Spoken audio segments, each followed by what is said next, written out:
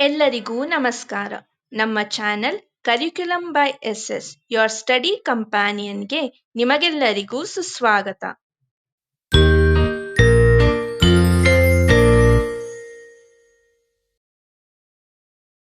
ಪಾಠ 17 ಸಿಗಡಿ ಯಾಕೆ ಒಣಗಲಿಲ್ಲ. ಗದ್ಯ ಪಂಚೆ ಮಂಗೇಶರಾಯರು ಬರೆದಿರುವ ಗದ್ಯ. ಸಿಗಡಿ ಯಾಕೆ ಒಣಗಲಿಲ್ಲ. ಈ ಪಾಠವನ್ನು ಓದಿ ಹೇಳಿ, ಓದಿಸಿ, ಅಭಿನಯ ಮಾಡಿಸಿ. ಮೊದಲು ನಾವು ಪಾಠವನ್ನ ಓದೋಣ, ಆಮೇಲೆ ಅದರ ಅರ್ಥವನ್ನ ತಿಳ್ಕೊಳ್ಳೋಣ. ಒಂದು ಊರಲ್ಲಿ ಕಡಲಿನ ದಡದ ಮೇಲೆ ಒಂದು ಗುಡಿಸಲು ಇತ್ತು. ಅದರಲ್ಲಿ ಒಬ್ಬ ಬೆಸ್ತನು, ಅವನ ಹೆಂಡತಿ, ಅವನ ಮಗು, ಅವನ ಅಜ್ಜಿ, ಹೀಗೆ 4 ವಾಸವಾಗಿದ್ದರು. ಕಡಲಿಗೆ ಹೋಗಿ ಮೀನು ಹಿಡಿಯುವುದು ಆ ಬೆಸ್ತನ ಕೆಲಸ. ಅವನು ಹಿಡಿದು ತಂದ ಮೀನನ್ನು ಪೇಟೆಗೆ ಕೊಂಡು ಹೋಗಿ ಮಾರುವುದು ಅವನ ಹೆಂಡತಿಯ ಕೆಲಸ. ಅವಳು ಮಾರಿ ಉಳಿದ ಮೀನನ್ನು ಬಿಸಿಲಿಗೆ ಹಾಕಿ ಒಣಗಿಸುವುದು ಅಜ್ಜಿಯ ಕೆಲಸ. ಅಳುತ್ತಾ ಇರುವುದು ಮಗುವಿನ ಕೆಲಸ. ಈಗ ಮೊದಲ ಪ್ಯಾರಾದ ಅರ್ಥ. ಒಂದು ಊರಲ್ಲಿ ಏನಿತ್ತು? ಕಡಲಿನ ದಡ. ಕಡಲು ಅಂದ್ರೆ ಏನು? ಸಮುದ್ರ, ಸಾಗರ. ಸಾಗರ ಅಥವಾ ಸಮುದ್ರ ದಡದ ಮೇಲೆ ಏನಿತ್ತು? ಒಂದು ಗುಡಿಸಲಿತ್ತು. ಆ ಗುಡಿಸಲಲ್ಲಿ ಯಾರ್ಯಾರು ವಾಸವಾಗಿದ್ರು? ಒಬ್ಬ ಬೆಸ್ತ. ಬೆಸ್ತ ಅಂದ್ರೆ ಯಾರು ಅಂತ ನಿಮ್ಗೆ ಗೊತ್ತಾ? ಬೆಸ್ತ ಅಂದ್ರೆ ಮೀನು ಹಿಡಿಯುವವರನ್ನ ನಾವು ಬೆಸ್ತರು ಅಂತ ಕರಿತೀವಿ. ಹಾಗೆ ಒಬ್ಬ ಮೀನುಗಾರ ಇದ್ದ. ಆ ಒಂದು ಸಮುದ್ರದ ಅಂಚಿನಲ್ಲಿ ಒಂದು ಗುಡಿಸಲಿತ್ತು. ಆ ಗುಡಿಸಲಲ್ಲಿ ಒಬ್ಬ ಮೀನುಗಾರನು ಇದ್ನು. ಮೀನುಗಾರ ಅಂದ್ರೆ ಬೆಸ್ತ ಇದ್ದ. ಆ ಬೆಸ್ತನ್ ಜೊತೆ ಅವನ ಹೆಂಡತಿ ಇದ್ಲು, ಅವನ ಮಗು ಇತ್ತು, ಹಾಗೆ ಅವನ ಅಜ್ಜಿ ಇದ್ರು. ಆ ಗುಡಿಸಲಲ್ಲಿ ಒಟ್ಟು ಎಷ್ಟು ಜನ ಇದ್ರು? 4 ಜನ ಇದ್ರು. ಬೆಸ್ತ, ಅವನ ಹೆಂಡತಿ, ಅವನ ಮಗು ಮತ್ತೆ ಅವನ ಅಜ್ಜಿ. ಕಡಲಿಗೆ ಹೋಗಿ ಅಂದ್ರೆ ಸಮುದ್ರಕ್ಕೆ ಹೋಗಿ ಮೀನ್ ಹಿಡಿಯುವುದು ಆ ಬೆಸ್ತನ ಕೆಲಸ. ಸಮುದ್ರಕ್ಕೆ ಹೋಗಿ ಮೀನನ್ನ ಹಿಡಿಯುವುದೇನಾಗಿತ್ತು? ಆ ಬೆಸ್ತನ ಕೆಲಸವಾಗಿತ್ತು. ಅವನು ಹಿಡಿದು ತಂದ ಮೀನನ್ನು, ಅವನು ಬೆಸ್ತ ಅಂದ್ರೆ ಮೀನುಗಾರ ಏನೇನ್ ಮೀನನ್ನ ಹಿಡ್ಕೊಂಡು ಬರ್ತಿದ್ನೋ ಸಮುದ್ರದಿಂದ, ಆ ಮೀನುಗಳನ್ನ ಪೇಟೆಗೆ ಕೊಂಡು ಹೋಗಿ ಮಾರುವುದು. ಪೇಟೆಗೆ ಇಲ್ಲೆಲ್ಲ ಮಾರ್ಲಿಕ್ಕೆ ಬರ್ತಾರಲ್ಲ, ಅದೇ ರೀತಿ ಎಲ್ಲಾ ಜನರಿಗೆ ಮಾರುವುದು ಬೆಸ್ತನ ಹೆಂಡತಿಯ ಕೆಲಸ ಆಗಿತ್ತು. ಮೀನನ್ನ ತಗೋಬರೋದು ಬೆಸ್ತನ ಕೆಲಸ. ತಗೋಬಂದಿರೋ ಮೀನನ್ನ ಜನರಿಗೆ ಹೋಗಿ, ಪೇಟೆಯಲ್ಲಿ ಜನರಿಗೆ ಹೋಗಿ ಮಾರುವುದು ಬೆಸ್ತನ ಹೆಂಡತಿಯ ಕೆಲಸ ಆಗಿತ್ತು. ಹಾಗೆ ಅವಳು ಎಲ್ಲಾ ಮೀನು ಮಾರಕ್ಕಾಗಲ್ಲ, ಒಂದ್ ಸ್ವಲ್ಪ ಮೀನು ಉಳಿಯತ್ತೆ. ಎಲ್ಲರೂ ಎಲ್ಲಾ ಮೀನನ್ನು ತಗೊಳಲ್ಲ. ಹಾಗೆ ತಗೊಳ್ದೆ ಉಳಿದಿರುವ ಮೀನನ್ನ ಬಿಸಿಲಿಗೆ ಹಾಕಿ ಒಣಗಿಸೋದು. ಬಿಸಿಲಲ್ಲಿ ಒಣಗಿಸೋದನ್ನ ಅಜ್ಜಿ ಮಾಡ್ತಿದ್ಲು, ಬೆಸ್ತನ ಅಜ್ಜಿ ಮಾಡ್ತಿದ್ಲು. ಅಳುತ್ತಾ ಇರುವುದು ಮಗುವಿನ ಕೆಲಸ. ಮಗುವಿನ ಕೆಲಸ ಏನು? ಅಳುತ್ತಾ ಇರೋದು ಮಗುವಿನ ಕೆಲಸ ಆಗಿತ್ತು. ಬೆಸ್ತ ಸಮುದ್ರಕ್ಕೆ ಹೋಗಿ ಮೀನ್ ತರ್ತಿದ್ದ. ತಂದಿರೋ ಮೀನನ್ನ ಬೆಸ್ತನ ಹೆಂಡತಿ ಮಾರ್ತಿದ್ಲು, ಪೇಟೆಗೆ ತಗೊಂಡು ಹೋಗಿ. ಅವಳು ಮಾರಿ ಉಳಿದಿರೋ ಮೀನನ್ನ ಅಜ್ಜಿ ಬಿಸಿಲಿಗೆ ಒಣಸ್ತಿದ್ಲು. ಹಾಗೆ ಮಗು ಅಳ್ತಾ ಇರೋದು ಅದ್ರ ಕೆಲಸವಾಗಿತ್ತು. ಹೀಗಿರಲು ಒಂದು ದಿನ ಆ ಬೆಸ್ತನು ಬಲೆಯನ್ನು ತೆಗೆದುಕೊಂಡು ಸಣ್ಣ ದೋಣಿಯಲ್ಲಿ ಕೂತುಕೊಂಡು ಮೀನು ಹಿಡಿಯುವುದಕ್ಕೆ ಸಮುದ್ರಕ್ಕೆ ಹೋದನು. ಅವನ ಹೆಂಡತಿಯು ಮೀನು ಮಾರುವುದಕ್ಕೆ ಪೇಟೆಗೆ ಹೋದಳು. ಮನೆಯಲ್ಲಿ ಅಜ್ಜಿಯು ಮೀನನ್ನು ಬಿಸಿಲಿಗೆ ಹಾಕಿ ಒಣಗಿಸುತ್ತಿದ್ದಳು. ಬೆಸ್ತನ ಮಗುವು ಒಂದು ಚಾಪೆಯ ಮೇಲೆ ಅಳುತ್ತಾ ಇತ್ತು.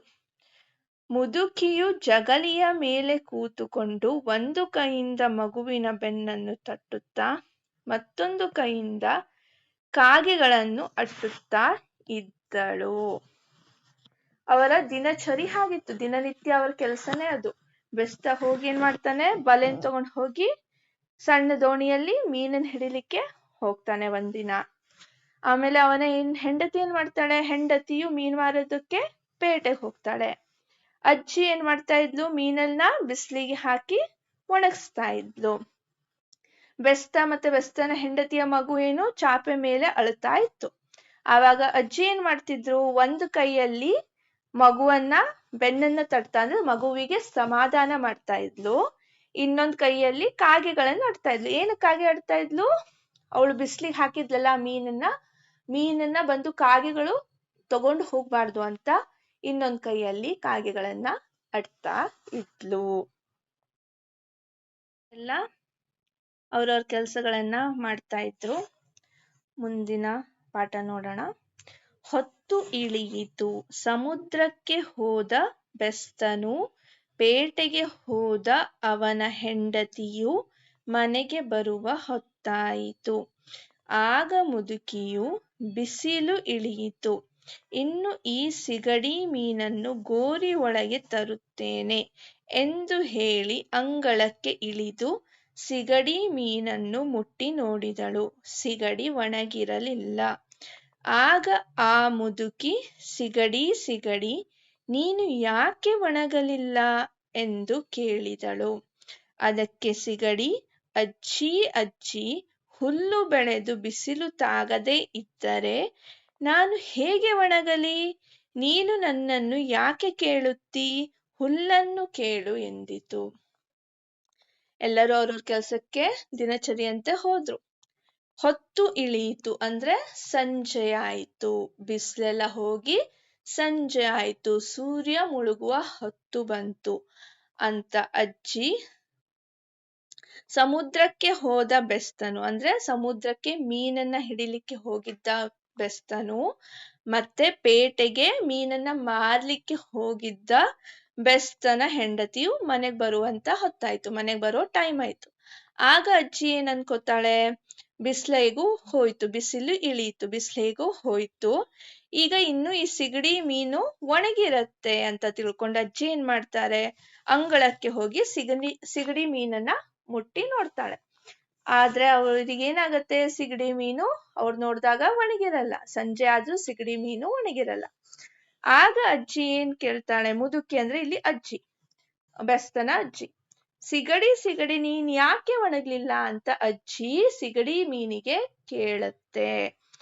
ಆಗ ಸಿಗಡಿ ಏನನ್ನತ್ತೆ ಅಜ್ಜಿಗೆ, ಹುಲ್ಲು ಬೆಳೆದು ಬಿಸಿಲು ತಾಗದೆ ಇದ್ದರೆ, ಹುಲ್ಲು ಬೆಳೆದಿದ್ರಿಂದ ನನಗ್ ಬಿಸಿಲು ತಾಗ್ಲಿಲ್ಲ, ಅದಕ್ಕೆ ನಾನು ಒಣಗ್ಲಿಲ್ಲ, ನೀನ್ ಬೇಕಾದ್ರೆ ಹುಲ್ಲನ್ನ ಕೇಳು ಅಂತ ಸಿಗಡಿ ಮೀನು ಅಜ್ಜಿಗೆ ಹೇಳುತ್ತೆ. ನನ್ನನ್ನ ಏನಕ್ ಕೇಳ್ತೀಯ, ನೀನು ಹುಲ್ಲನ್ನ ಕೇಳು, ನಾನ್ ಯಾಕೆ ಒಣಗ್ಲಿಲ್ಲ, ಹುಲ್ಲು ಬೆಳೆದಿದ್ರಿಂದ ನಂಗೆ ಬಿಸಿಲು ತಾಗ್ಲಿಲ್ಲ, ಅದಕ್ಕೆ ನಾನು ಒಣಗ್ಲಿಲ್ಲ, ನೀನ್ ಯಾಕೆ ನನ್ನನ್ನು ಒಣಗ್ಲಿಲ್ಲ ಅಂತ ಕೇಳ್ತೀಯ, ಅದಕ್ಕೆ ಕಾರಣ ಯಾರು, ಹುಲ್ಲನ್ನ ಹೋಗಿ ಕೇಳು ಅಂತ ಅಜ್ಜಿಗೆ ಸಿಗಡಿ ಮೀನು ಹೇಳುತ್ತೆ.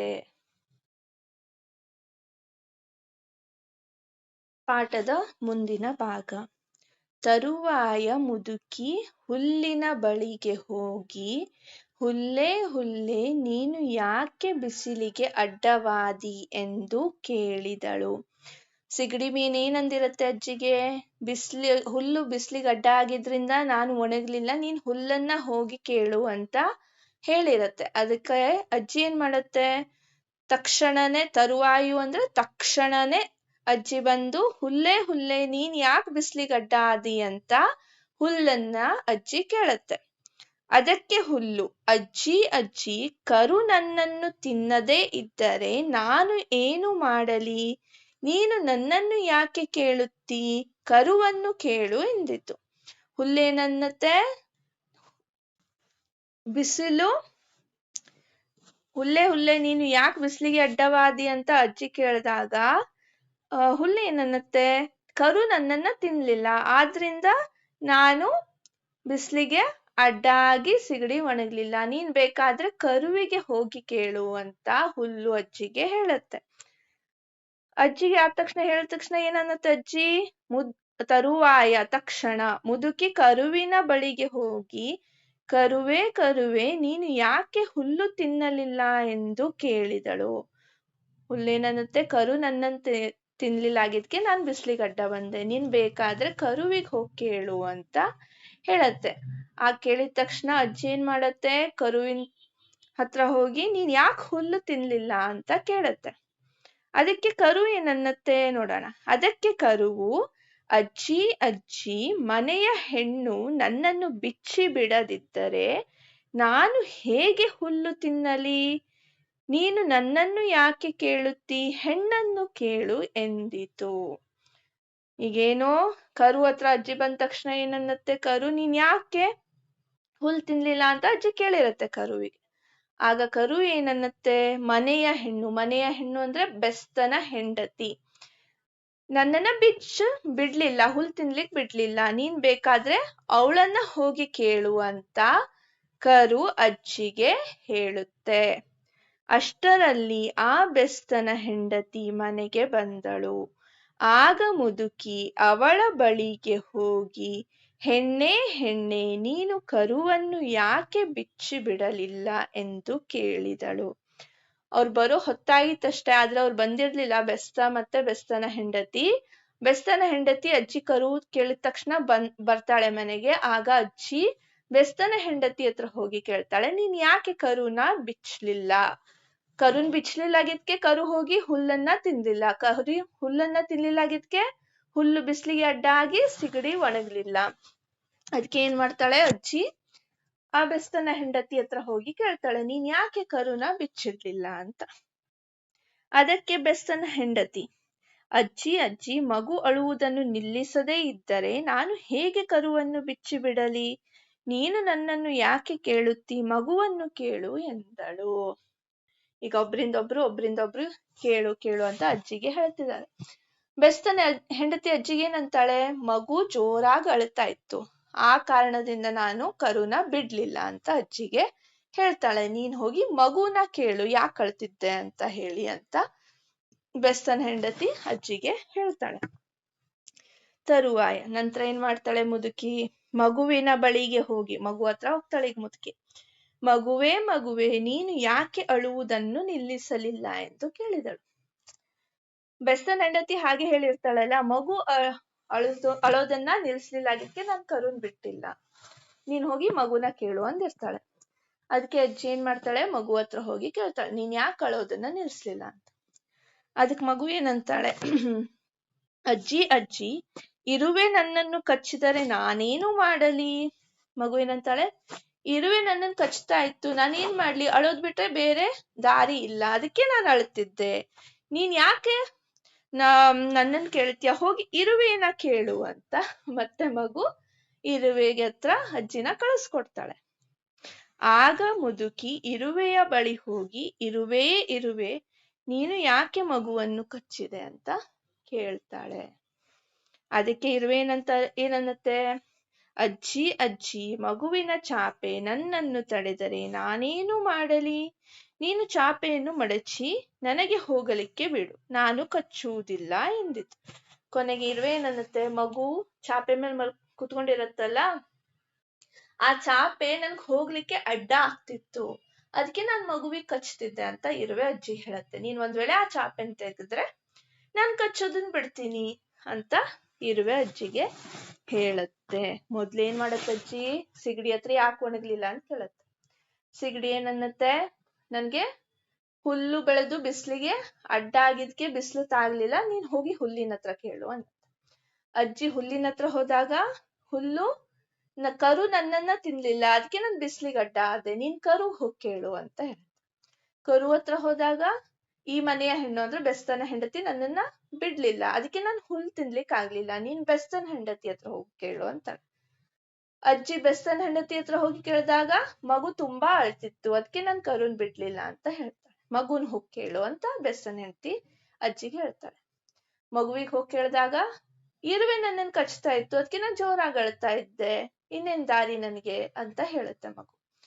ಆಮೇಲೆ ಇರುವೆ ಹತ್ರ ಹೋಗಿ ಕೇಳು ನೀನು ಅಂತ ಮಗು ಅಜ್ಜಿಗೆ ಹೇಳತ್ತೆ.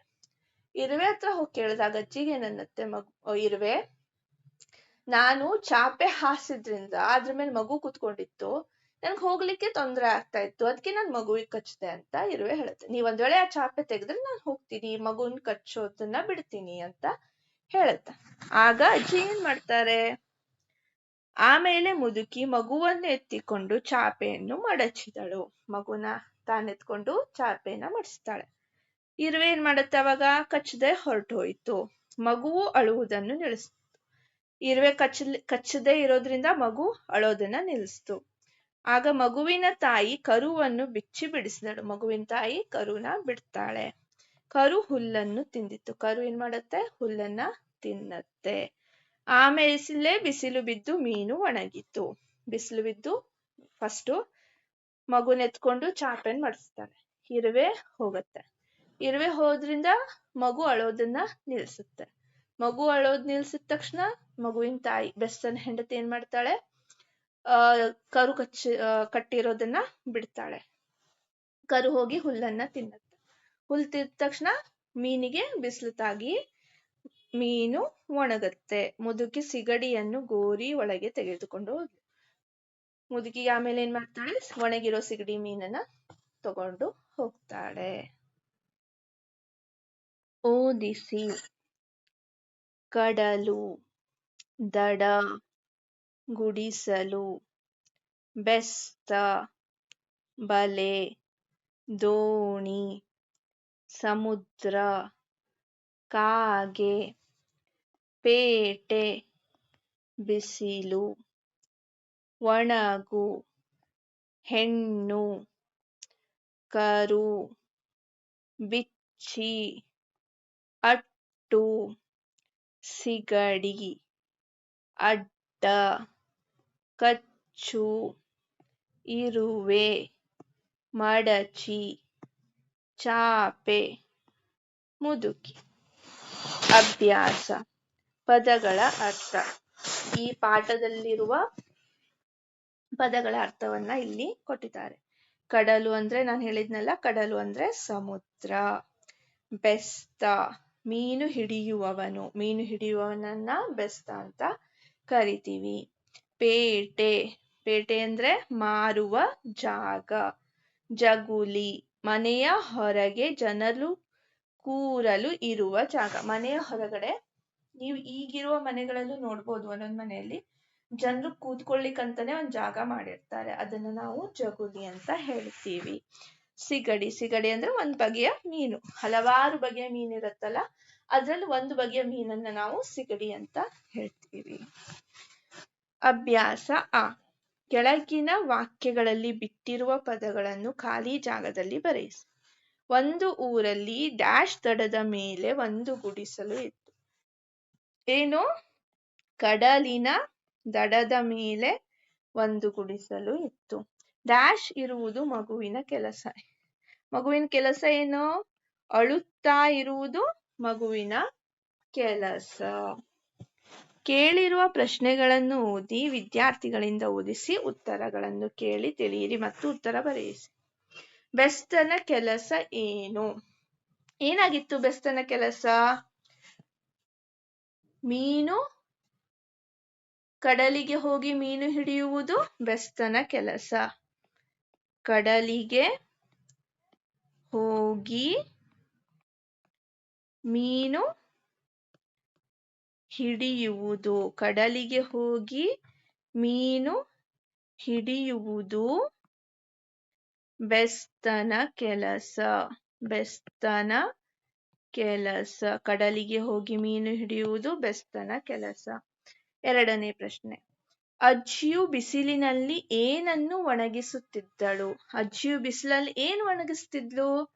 ಸಿಗಡಿ. ಸಿಗಡಿ ಮೀನನ್ನ ಒಣಗಿಸ್ತಿದ್ಲು. ಅಜ್ಜಿಯು ಬಿಸಿಲಿನಲ್ಲಿ ಸಿಗಡಿ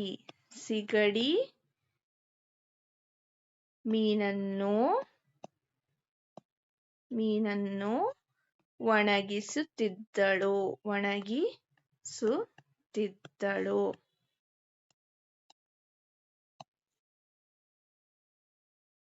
ಮುಂದಿನ ಪ್ರಶ್ನೆ.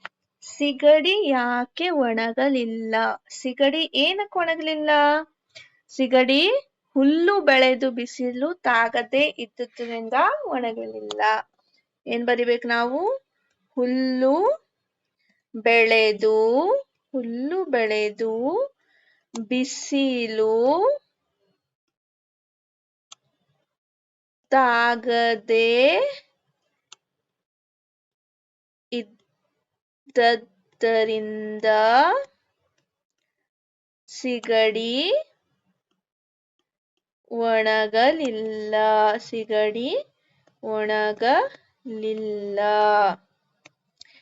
ಮುಂದಿನ ಪ್ರಶ್ನೆ, ಹೆಣ್ಣು ಕರುವನ್ನು ಯಾಕೆ ಬಿಚ್ಚಿ ಬಿಡಲಿಲ್ಲ? ಹೆಣ್ಣು ಕರುವನ್ನು ಯಾಕೆ ಬಿಚ್ಚಿ ಬಿಡಲಿಲ್ಲ? ಹೆಣ್ಣು ಕರು ಮಗು ಅಳುವುದನ್ನು ನಿಲ್ಲಿಸದೇ ಇದ್ದದರಿಂದ ಬಿಚ್ಚಿ ಬಿಡಲಿಲ್ಲ. ಮಗು ಅಳುವುದನ್ನು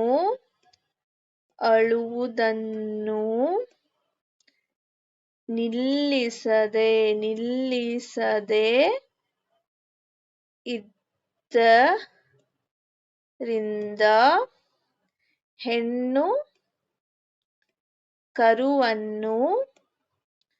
ಹೆಣ್ಣು ಕರುವನ್ನು ಬಿಚ್ಚಿ ಬಿಡಲಿಲ್ಲ. ಸಿಗಡಿ ಯಾಕೆ ಒಣಗಲಿಲ್ಲ? ಹುಲ್ಲು ಬೆಳೆದು ಬಿಸಿಲು ತಾಗದೆ ಇದ್ದದರಿಂದ ಸಿಗಡಿ ಒಣಗಲಿಲ್ಲ. ಮಗು ಅಳುವುದನ್ನು ನಿಲ್ಲಿಸದೇ ಇದ್ದದರಿಂದ ಹೆಣ್ಣು ಕರುವನ್ನು ಬಿಚ್ಚಿ ಬಿಡಲಿಲ್ಲ. ಮುಂದಿನ ಅಭ್ಯಾಸ, ಕೊಟ್ಟಿರುವ ಪ್ರಾಸಪದಗಳನ್ನು ಓದಿಸಿ ಮತ್ತು ಬರೆಯಿಸಿ. ಇಲ್ಲಿ ಪ್ರಾಸಪದಗಳನ್ನು ಕೊಟ್ಟಿದ್ದಾರೆ, ಅವುಗಳನ್ನು ನಾವು ಓದಿ ಬರಿಬೇಕು. ಮೀನು, ಅದಕ್ಕೆ ಪ್ರಾಸಪದ ಏನು? ನಾನು. ಮಗುವಿಗೆ ಪ್ರಾಸಪದ ನಗು.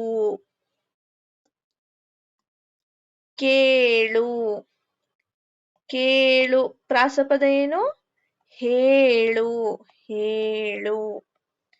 ಕಚ್ಚು ಪ್ರಾಸಪದ ಏನು? ಬಿಚ್ಚು.